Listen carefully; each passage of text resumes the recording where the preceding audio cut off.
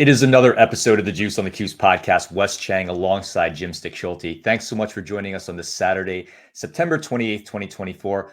Plenty to talk about today from Syracuse's 42-14 win over Holy Cross. Jim, it was uneven. At times, it wasn't pretty. So where do you want to get started with this win? Well, I think the big thing is, since that Holy Cross is an FCS opponent, I don't want to take away anything that's too big from just how things went today. You know, the successes were great because, well, they played against a lower level opponent. And when things went poorly, it's bad because it's especially bad, rather, because it's that same lower level opponent thing.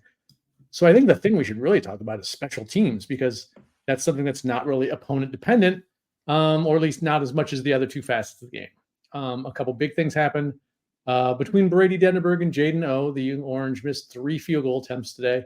Jadenberg missed a couple. First one was one that was deflected. I don't know how much it really affected the kick. It did just miss coming across the upright to go through. The second one never had a chance. And then O replaced him, made a couple extra points along the way, but also clanked I think it was a 41-yarder off the upright that missed. And so I don't know that I would go so far as to say that O really won the job or stole it from Denneberg, but I definitely think they should be competing for it this week. It's definitely, Denneberg has been shaky last year as well, especially once he got beyond the mid 40s. And so I think it's completely fair to have them be in some sort of kicking derby, if you will. The other thing was Malachi James. I wrote about him last week, having a couple bad moments in special teams, mishandling one kickoff in the end zone. And there was a punt coverage play where Justin Barron gave him an earful, and then one of the assistant coaches did as well. My guess was that he pulled up because when the Stanford return man muffed the punt, and pulling up led to didn't help any chance of recovering a loose ball. And so it was odd to see Yassine Willis returning kickoffs, but I guess James has at least temporarily lost the kickoff return job. And then, I don't know, special team. I mean, the only thing that I've mentioned so far that the opponent really had anything to do with was the deflected field goal attempt by Denneberg that missed. And like I said, I don't even know how much of a piece of the ball the guy got, and if that really affected the kick in any way. Yeah, so our editor-in-chief, Brad Buren, and I have talked about this a lot over time, but when you are a scholarship kicker at Syracuse and you played in a control environment to the JMA Wireless Dome, no wind, no rain, you're playing on a turf, so you can't say, it was a bad spot on the grass or something like that. You have to be able to consistently make a 40-yard field goal. Again, more often than not, that's what needs to happen. And again, you mentioned it, Brady Denneberg missed the 28-yard field goal, partially blocked, but then again, that 45-yard field goal, you could just tell it didn't have a chance. And actually, shortly after that, you texted me, Jim, and you're just like, "Oof, special teams is special." And shortly after the 45-yard missed field goal, after the 28-yard one, I think you just had some choice words that I can't repeat on air right now. Fair description, yes. Yes. And then, Jaden O, he's not a scholarship guy. He's a walk-on, but he comes in and he misses a 41-yard field goal. And that 41-yard field goal looked better than that 45-yard field goal attempt. So, again, against Holy Cross, listen, it's not going to matter much. But in the ACC game against a Pitt or a Cal or a Boston College, where every point is going to count, it's going to come down to just a couple plays separating it. You cannot leave 9 points on the board like that. So it's a huge, listen, Jim, it's a huge, huge concern. If I'm James Delono, the special teams coordinator, I'm absolutely having an open competition for the kicker role this upcoming week. It's definitely concerning. I think that is probably the number one concern and the number one thought in my mind coming out. Again, to your point, Jim, they're not going to actually I know it was 28-14 for a large stretch of time, but I don't think Syracuse was ever really in danger, despite the fact of what was happening on social media at the time. And we can talk about the defense and offense more later, but I think my number one takeaway, just like your number one takeaway, is really the concern around special teams. Yeah, I mean, like I said, it's an FCS opponent, so the good is going to look the good is excused away in part because they were playing an FCS team, and then the bad is much more traumatic because it's the opponent. It's the double-edged sword that you can't win unless you beat them 73-0. So I think the clear stuff is the special team stuff, because it's all just the guys who play in the dome every week or practice the Ensley Center or whatever. It's the guys who are wearing the Syracuse uniform. We're going to take a quick break, and we'll have more on Syracuse's win over Holy Cross after. This is the Cuse podcast here on the Rivals and Believe Network.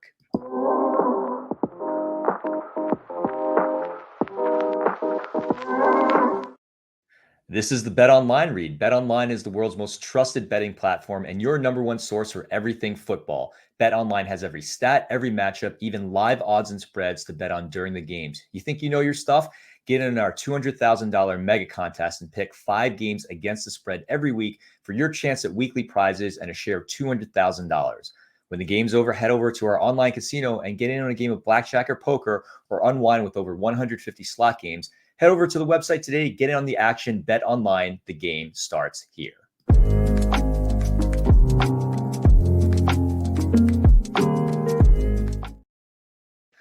Back on the Juice on the Cuse podcast, Wes Cheng alongside Jim Stechschulte. And let's talk a little bit more about Syracuse's win over Holy Cross on Saturday. And Jim, I know you wrote about this in your takeaways column, but I thought the defense was maligned for giving up those 2 big touchdowns to an FCS opponent in the second quarter. And yes, there were significant lapses on those 2 plays. But if you take away those 2 drives, the Syracuse defense truly dominant. And when the offense kept turning the ball over, the defense kept handing it right back to the offense. Jim, I was looking over the box score, in the second half. I'll just run through what happened for Holy Cross's offense. 4 plays and a punt, 3 and out, turnover on downs, 3 and out, pick 6 for the touchdown from Jaden Bellamy. And good for him for making up from a couple drops from earlier in the game. 3 and out, and then 5 plays and a punt. So that defense was about as good as you expect against the FCS opponent in the second half. Again, Fran Brown talked about it. And he was not happy with the lapses in the second quarter. But I think overall, that was a very dominant performance. And again, I don't think Syracuse was ever really in jeopardy. No, the game starts 3 and out touchdown, 3 and out touchdown, 3 and out touchdown. And it's 21-0, 1 play into the second quarter. It's like, it's the expectations have been raised to name the final score at that point. And that's, of course, shortly after that is when the defense had their problems. And furthermore, about your point about the second half, 2 first downs is what they gave up. Right. And like you said, you were recounting the number of plays that they ran. That first drive was 4 plays. One of them was because the Orange had an offsides on 3rd down. And so the play still counted. It was an incompletion or whatever. And then they went from 3rd and 8 to 3rd and 3, and the Orange still stopped them. But as I put in my takeaways, if you excluding the 2 touchdown drives Holy Cross had, 54 yards on 40 plays, 1.35 yards per play, and 2 first downs in 3 and essentially almost 3.5 quarters of play, 2 first downs. Last year, similar game against Army because they're a unique offense where they had 2 really long drives that they scored on early in the game. And then it was something I didn't look up, but I noted the same thing last year. Like something like their first 6, they had like a 6 or 7, 6, I think it was like a 6 drive or 7 drive stretch. And they totaled like 4 yards, something like that. So it's just like adjustments can be made. Things can be changed. I'm not a football expert, but it looked to me like those 2 drives, a good amount of it, in particular on the first drive where that long touchdown pass was simply a coverage bust. It looked like it was like the corner's passing off to the safety and the safety's not there. And all of a sudden it was a busted zone coverage. Even Fran Brown had mentioned that at the end of the game in his press conference. Yeah. And the second drive, it looked like the pass rush was not getting home, and Holy Cross's quarterback had enough time to convert a second and medium to long and a 3rd and long, because he had enough time to find guys sitting down in holes in the zone, and they moved the sticks twice. And then that quick toss play for the halfback pass, everyone bought the run, and then, tight end slips behind the defense and catches the touchdown pass. Like that, I think is, kind of, I don't want to say excusable, but understandable, because it was a, simple toss to the outside and guy got free, and everyone bought the run. And so it happens. But at the same time, when you look at the vast majority of that game, the defense was in complete and total command. Yeah, and this is something that, at least a footnote that I wanted to bring up that you also wrote about in your takeaways, is King Joseph Edwards. I know that he came in and he had those 3 sacks, and that's great. It's a really great start to the King Joseph Edwards era. There's a lot of hype around him, former Rivals 4-star recruit, and he was one of the very biggest first signings for Fran Brown when he got to Syracuse, and it's great, right? I'm very happy for him, and he showed a lot of flash there. On the other hand, I think, again, you talked about special teams not really affecting the outcome because your opponent doesn't really matter. Your opponent does matter when you're a defensive edge rusher. So I think it's great. I think maybe he can work his way into the 2 deep, but I would caution people not to take too much away from that, again, because of the opponent. I think if you line him up against maybe ACC level opponents, he'd struggle a little bit more. I certainly wouldn't expect him to get 3 sacks. But Jim, moving on to the offense, again, we text throughout the game. This is one of the topics that you and I texted about earlier. But at the end of the game, Syracuse up 42-14. They open up their bench. Kyle McCord sits. Syracuse gets a look at Michael Johnson Jr., who presumably has now the inside edge on the backup quarterback position. I think that series showed that Syracuse really needs Kyle McCord to stay healthy throughout the year. This isn't one where there's a tremendous amount of depth there. No, I agree 100%. I would say that we talked before about this, and I even mentioned to you when we were texting that I think I have an idea for who the second best player on the team is. And number 1 and number 2 are not Kyle McCord. He's in his own category. Far and away the most important player for this team. I mean, after watching Johnson play, and again, all quality, plenty of qualifications as far as, it was late in the fourth quarter of a blowout against an FCS opponent, and the play calling different stuff. But like he had multiple dropbacks where it's like he's basically dropping back and then tucking the ball and running, or tucking the ball and getting sacked, and he's getting sacked without even really looking to pass. He's basically tucking the ball to run, and then as soon as he commits to run, he's down. I cannot say with any, certainty whatsoever that there is someone on this roster who I would trust to pass the ball.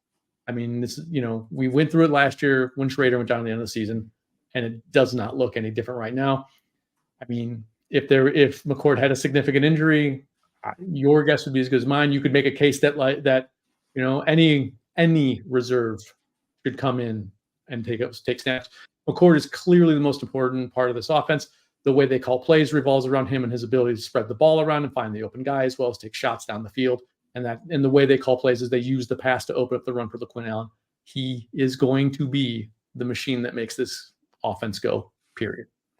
Yeah, and Jim, you broke down the pass to run ratio, and so Syracuse passes the ball 53 times, and technically speaking, they ran 39 times. But again, some of those are sacks, so you really can't call them runs. But that was the final ratio. They are a pass first team. I know that Jeff Nixon talked preseason about wanting to be a physical run team, kind of in the old school Paul Pasqualoni era, but that's not what they are right now. And I think given the struggles on the offensive line, which are well documented that you and I have discussed throughout the season, they have to be this pass first team. So again, to your point, without Kyle McCord, this team is in a lot of trouble. Johnson just doesn't seem ready to play against a high major opponent. And we all saw the struggles of Carlos Del Rio Wilson last year, throwing 4 interceptions in that game against Boston College. So this is, again, I want to emphasize the one position group where they really can't afford an injury. And I know that Kyle McCord threw a costly interception against Stanford and a couple not so great picks against an FCS opponent this week. But when you look at the history of Syracuse quarterbacks since Donovan McNabb,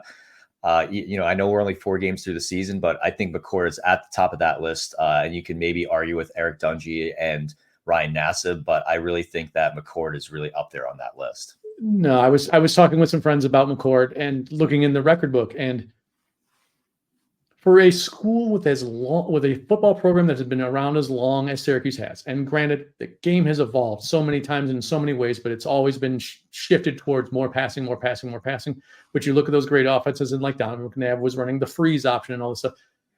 If Kyle McCord keeps up any sort of pace to what he's done to this point, he's going to own every single season record in the record book, and he's also going to be embarrassingly high on like the career touchdown passes list in one season, because he's on pace for, I don't know, 4,700 touchdown passes this year or something.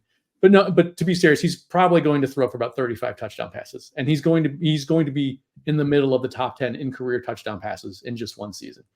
So it is a function of that. And if I can circle back to what you were saying about how this is not going to be a power running team, it's just not happening. The play calling is not that way.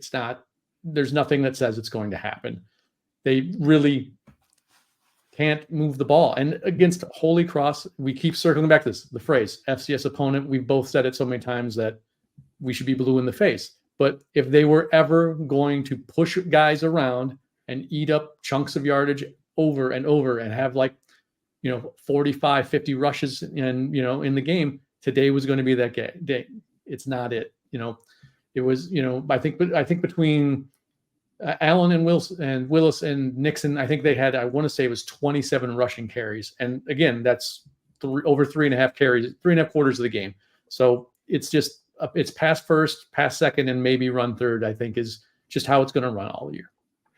Yeah, and that's a big problem if you're Syracuse. And again, this is a come back to it again, an FCS opponent. It's okay, you can get away with things like that. But again, when you get in the season and you're playing Pitt, you're playing Cal, you're playing Miami, you're playing Virginia Tech, you need that run game. And I think the absence of that, other than special teams, was another concern of mine. So we'll see what happens. Syracuse will play UNLV on Friday, and we will check back in with you then. That's it for us. For Jim Stechschulte, this is Wes Cheng. You've been listening to the Juice on the Cuse podcast presented by Believe in Rivals, and we will see you next time.